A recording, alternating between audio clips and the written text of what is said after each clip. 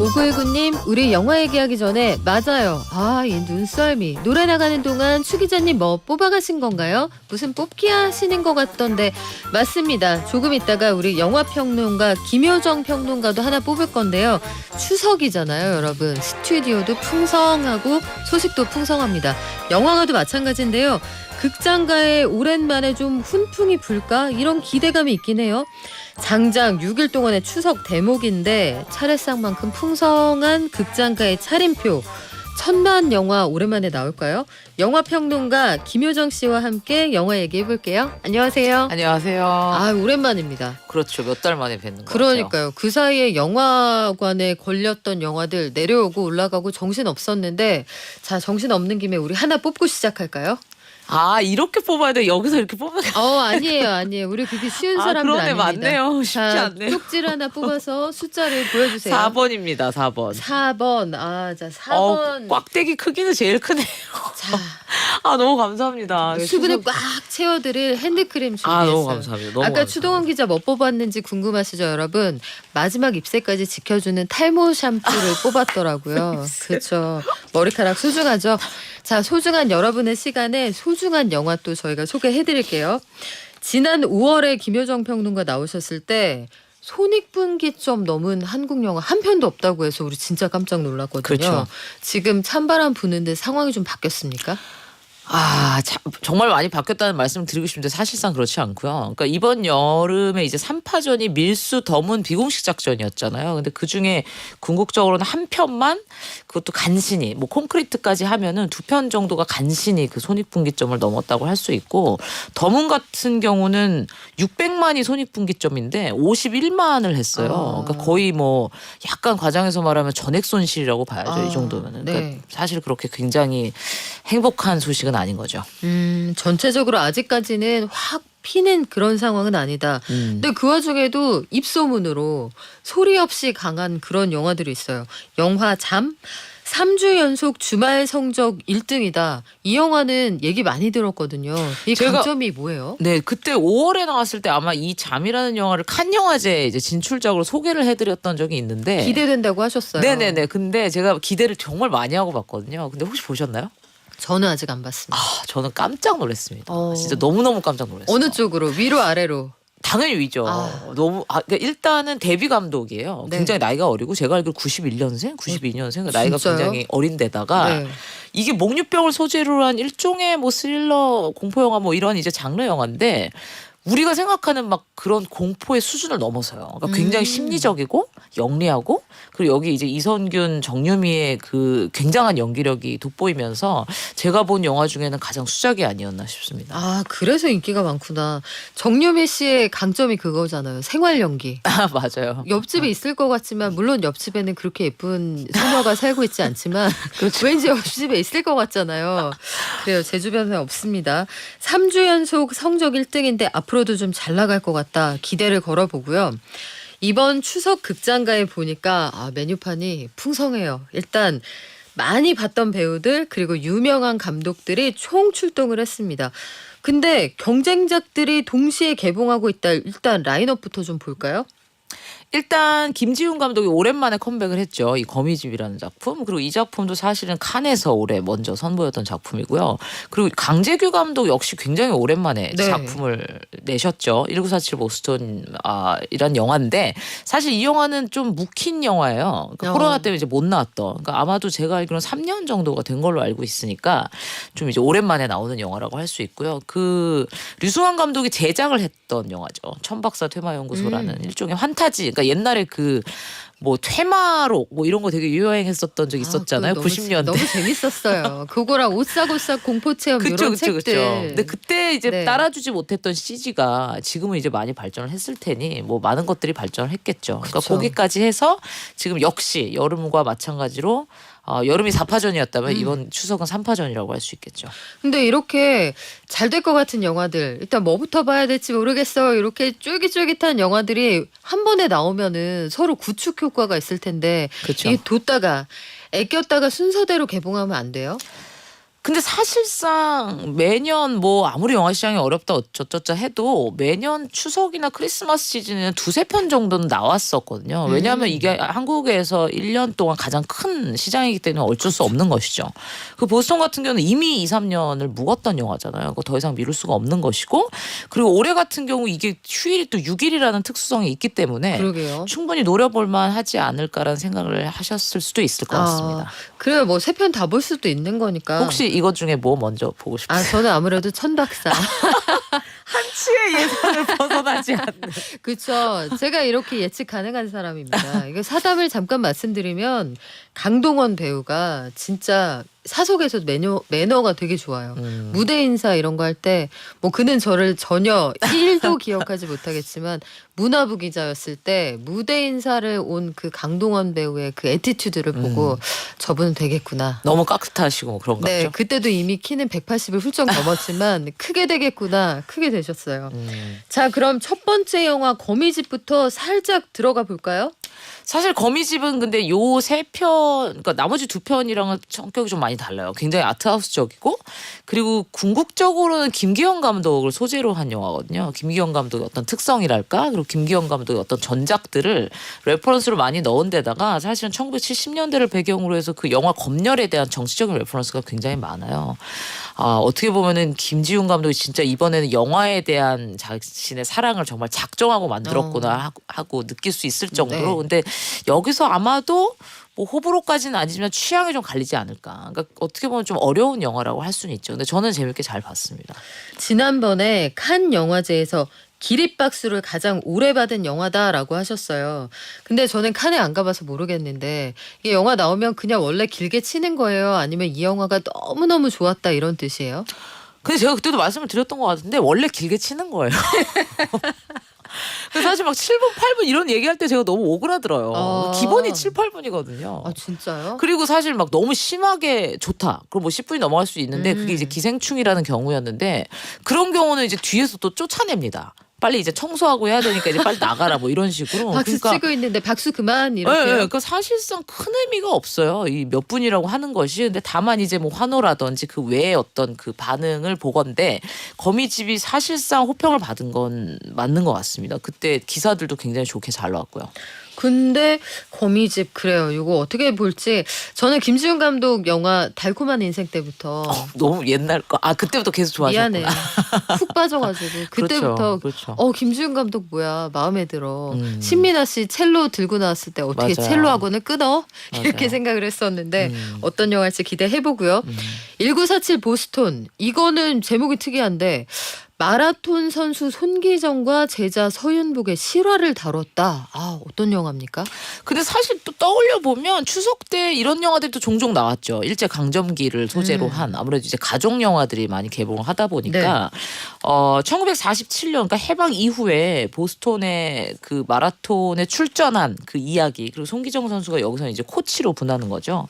근데 물론 이제 하정우나 특히 임시완 같은 경우는 뭐 체지방 6%를 남겨놓고 완전히 살을 뺐다 뭐 이런 얘기가 있었잖아요. 체지방 6%의 사람이 살 수 있어요? 그러니까 거의 가죽만 나왔다고 봐야 돼요. 체지방 6%는 추위 타요. 추위. 그럴 것 같아요. 그쵸. 근데 어쨌든 뭐 그 정도로 이제 본인이 노력을 많이 했다는 거고. 근데 또 제가 듣기에는 여기 김상호 배우가 백남현이라는 어떤 그 초기 재미교포로 나와요. 그러니까 어쨌든 이런 사람이 있어야 또 조력자 역할을 하는 그쵸. 거죠. 근데 굉장히 여기서 이제 그 뭐랄까 이렇게 굉장히 연기도 잘하셨고 그리고 활약을 했다라는 제가 후문을 좀 들어서 저는 사실은 김상호 배우를 좀 기대를 하고 있습니다. 김상우 배우의 활약까지 기대를 해보겠다. 그래요. 근데 요때쯤 이런 영화 많이 나온다고 하셨는데 약간 여기에서 중도를 살짝 잃어버리면 이거 너무 약간 가슴이 웅장해지는 그런 느낌에 호소하는 느낌적인 느낌이 좀 있잖아요. 그쪽으로 확 빠지진 않아요? 그러니까 이게 사람들이 이제 이런 걸 좀 경계하는 게 소위 말해서 그 국뽕이라는 그런 이제 감정 때문에 그러는 네. 것인데 사실 저는 그런 것들이 있을 수 있죠. 당연히. 네. 이 영화에 따라서. 다만 이게 지나치느냐 그리고 어떻게 배달하느냐 사람들에게 어떻게 보여지느냐의 문제라면 이번 보스턴 같은 경우 굉장히 이제 그런 지나친 재현 모드를 폐했다는, 그러니까 굉장히 좀 담백하게 잘 좀 그려냈다라는 세련되게 네네 휴먼 전달을 드라마에 한다. 가깝게 그런 제가 호평을 많이 들어서 이번 영화는 좀 기대해봐도 좋지 않을까 그런 생각을 제가 했습니다. 저는 기대하고 말 거예요. 그래서 보고 싶은 생각이 확 들었는데 올 추석 한국 영화 3파전의 마지막 영화 천박사 퇴마연구소 설경의 비밀, 제목이 되게 길어요. 여기에서 강동원 씨가 설경은 아닐 것 같고 천박사입니까? 그렇죠, 그렇죠, 그렇죠. 귀신을 믿지 않는 퇴마사니까 뭐 쉽게 말하면 사기꾼이죠. 아니 귀신을 근데 쫓아내는데 그렇죠. 근데 갑자기 나는 진짜 귀신을 보게 되는 난 뭐 그런 뭐가 얘기. 없다고 생각하는데 쫓아내요. 네. 그리고 제 뒤에 부제가 붙었다는 건 아무래도 이걸 프랜차이즈로 생각을 하는 것이 아닌가 그런 생각도 해보게 하기는 합니다. 그래요. 강동원이 장르다 이런 극찬도 있고 예전에 영화에서 왜 강동원 옆에만 꽃 많이 뿌려줘요? 왜 강동원만 조명 5개 때려줘요? 이런 지적들이 있었다는데 여러분 배우를 차별하지 않았다고 해요. 감독들은 똑같이 뿌려줬다고 하는데 그저 빛이 더 낫다고 합니다. 강동원 배우가 빛나기는 하지만 여기에 주조연들 고루 굉장히 빛난다는 얘기가 있어요. 그러니까 뭐 테마연구소라고 하니까 이것도 일종의 뭐 호러 같은 요소가 있을 것이고 그리고 뭐 배트맨이나 이런 그 슈퍼히어로 영화도 네. 그렇지만 영웅이 있으면은 그만큼 악역도 중요한 거잖아요. 근데 이번에 그 허준호 배우가 맡은 그 악역, 그러니까 일종의 귀신인 거죠. 악귀. 그러니까 이 역할을 굉장히 잘해냈다는 말씀을 제가 많이 들었고요. 그리고 여기 김종수 배우. 요즘에 모든 한국 영화에 다 나오지 않습니까? 김종수 요즘에 배우. 한국 영화는 김종수 배우가 나오는 영화와 나오지 않는 영화로 나뉘는 거 맞습니다, 맞습니다. 그래서 이 두 분의 화력이 굉장하다고 해서 역시 앙상블이 좋은 영화구나. 그래서 호평이 있었구나 그런 생각을 제가 했었죠. 허준호 배우는 그 날이 갈수록 그러니까 나이를 먹을수록 더 멋있어지는 것 같죠. 맞아요. 백발을 해도 멋있고 맞아요. 사극에 나와도 멋있고 쉽지 않죠. 그렇죠. 목소리 막 깔아도 멋있고 맞아. 막 촐싹해도 멋있고 그렇죠. 허준호 배우님 그래요. 기대해 볼게요. 근데 보니까 그 영화의 라인업들이 굉장히 깊숙하게 영화의 완성도로 가느냐 아니면 감동적인 감정을 건드려 주느냐 재미 요소냐 이렇게 바뀌는 것 같은데 어제 오늘 극장가에 지금 실전이 시작이 됐잖아요. 실전에서 초반 승기는 누가 잡았습니까? 이변이 없는 한 이렇게 계속 갈 것 같은데요. 아무래도 추석 관객이라는 게 대부분 이제 가족 단위니까 네. 딱 예상대로 천박사, 보스턴, 거미집 이 순서대로 지금 가고 있습니다. 아 그래요. 강동원 배우가 이와 관련해서 이야기하면서 저는 제작자가 제가 출연함으로써 은행 이자라도 꼭 챙겼으면 하는. 되게 현실적인 얘기를 하셨네요. 아 그래요. 강동원 배우가 똑똑해. 스마트하더라고. 그래요. 다른 영화들도 함께 기대해 볼게요. 조윤정님, 엄마 아빠 대학생 자녀 2명과 볼 영화 추천해 주세요. 고민 어떤 영화 추천해 주시겠어요? 뭐 사실은 이렇게 되면 이제 거미집을 빼고 이 두 작품을 추천해드릴 수가 있을 것 같은데 아무래도 또 이렇게 가족 단위로 오시면 사실 저 같으면 보스턴 마라톤을 추천해드리고 싶기는 합니다. 그래요. 여기서 보스턴 마라톤 좋아요. 대학생 자녀 2명하고 엄마 아빠가 영화 같이 볼 정도면 뭘 봐도 재밌겠다. 그렇죠. 화목하네. 그렇죠. 맞아요. 화목이 화면을 뚫고 나오네요. 부럽습니다. 자, 그리고 전통적으로 명절 극장가 라인업에 코미디 영화가 빠지지 않았는데 요 뭐 쿵후 하는 요런 영화들도 옛날에는 많았잖아요. 항상 노란색 트레이닝 한 벌 입고 성룡 아저씨가 나오시기도 킬빌처럼. 했는데 요 코미디 영화들 줄줄이 개봉 대기 중이에요? 그러니까 사실은 이제 명절 지금 3파전이 다 대작들이잖아요. 그러니까 요 이제 그 파도가 지나가면 작은 영화들이 이제 개봉을 하는 거죠. 여기 이제 끼지 못했던, 그러니까 제일 처음에 30일 강하늘 정소민의 로맨틱 코미디고요. 그리고 엄정화 송새벽 그리고 여러분이 좋아하시는 그 박호산 배우, 그러니까 예전에 그 나의 아저씨에서 활약했던 그 군단들이 이 영화에서 모였습니다. 화사한 그녀 10월 10일 개봉. 그리고 사실 제가 개인적으로 너무 좋아했었던 송중기 주연의 화란이라는 영화가 10월 11일에 화란. 개봉을 기다리고 있습니다. 거기서 송중기 배우가 거친 역할로 나오는 거죠. 그렇죠. 그러니까 조직의 보스인데 일반적인 그런 마초적인 보스가 아니에요. 그러니까 물론 송중기 배우의 그 외모 때문도 있지만 굉장히 건댕을 좀 잔뜩 색다른 묻혀놨는데도 그 뚫고 나오는 그 미모를 지저분하지 않은 그거는 어쩔 수가 없더라고요. 굉장히 네. 다장다감하고 이 아이를 이렇게 보듬어주는 그런 일종의 어떤 그 형 같은 존재로 나오죠. 그래요. 휴머니즘이 살아있는 깡패. 맞아요. 어떤 드라마가 될지 좀 지켜볼게요. 송새벽 배우도 오랜만에 반갑고 정소민 배우의 활약도 기대해 보겠습니다. 그리고 요맘때 항상 우리가 기다리는 행사가 하나 있죠. 부산국제영화제. 이 연휴 끝나고 10월 4일부터 부산영화제 열리는데 송강호 배우가 올해의 호스트예요. 근데 그동안에 지난번에도 잠깐 말씀을 하셨지만 여기 진짜 말도 많고 탈도 많았단 말이에요. 이게 이번에 그래서 잘 정리가 돼서 열리는 겁니까?